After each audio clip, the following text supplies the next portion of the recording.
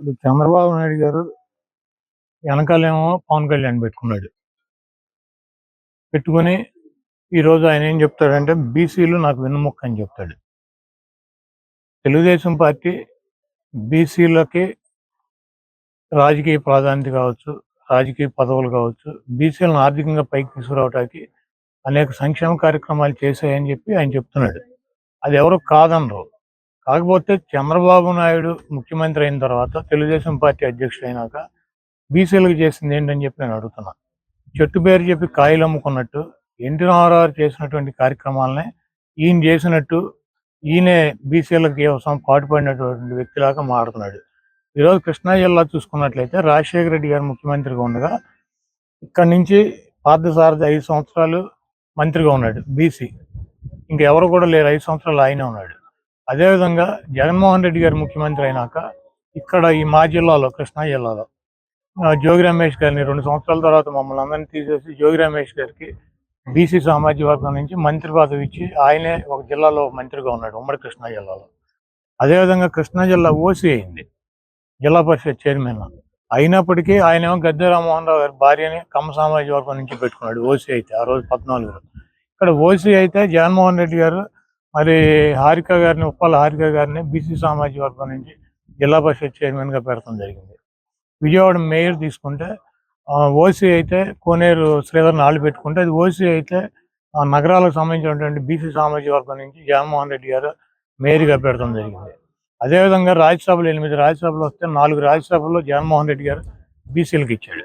చంద్రబాబు నాయుడు గారు 10 సంవత్సరాల్లో ఆయన ముఖ్యమంత్రిగా, ప్రతిపక్ష నాయకుడిగా, పార్టీ అధ్యక్షుడిగా 40 పైన రాజ్యసభలు వస్తే ఒక్కటి కూడా బీసీకి రాజ్యసభ సభ్యత్వం ఇచ్చినటువంటి పరిస్థితి లేదు.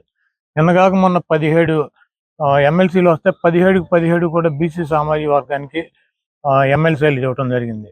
కార్పొరేషన్ చైర్మన్లు కార్పొరేషన్లు పెట్టి బీసీ సామాజిక వర్గాల్లో 52 కార్పొరేషన్లు పెట్టి కార్పొరేషన్ చైర్మన్లను నియమించడం జరిగింది.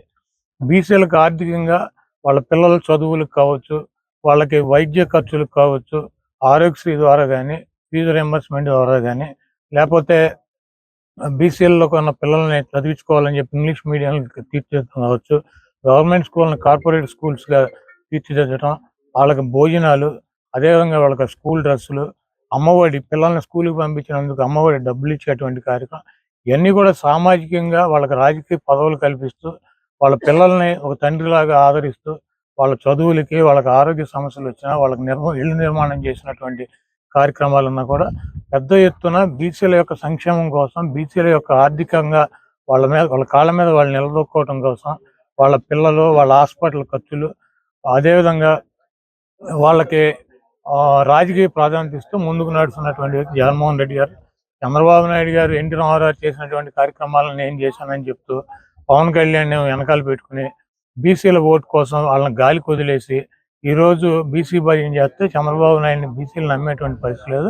తప్పకుండా 2019లో చంద్రబాబు నాయుడికి ప్రజలు బుద్ధి చెప్పారు. 2024లో కూడా చంద్రబాబుకి, పవన్ కళ్యాణ్కి కలిపి ఈరోజు ఏదో చంద్రబాబు, పవన్ కళ్యాణ్ కలిస్తే భూమి బద్దలైపోతుంది, మీ ఇద్దరం కలిస్తే ఇంకా మిగిలినటువంటి సామాజిక వర్గాలు, మిగిలినటువంటి వాళ్ళందరూ కూడా చేతకానాళ్ళు 80% వీళ్ళందరూ ఉన్నారు, బీసీలు కానీ, ఎస్సీలు కానీ, ఎస్టీలు కానీ.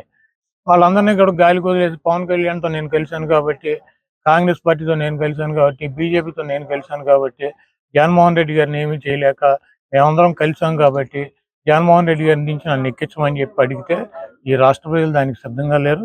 తప్పకుండా చంద్రబాబు నాయుడు దత్తపుత్రుడు పవన్ కళ్యాణ్ గారికి ఇద్దరికి కలిపి ఈ రాష్ట్ర ప్రజలు బుద్ధి చెప్తారని చెప్పి నేను భావిస్తున్నాను.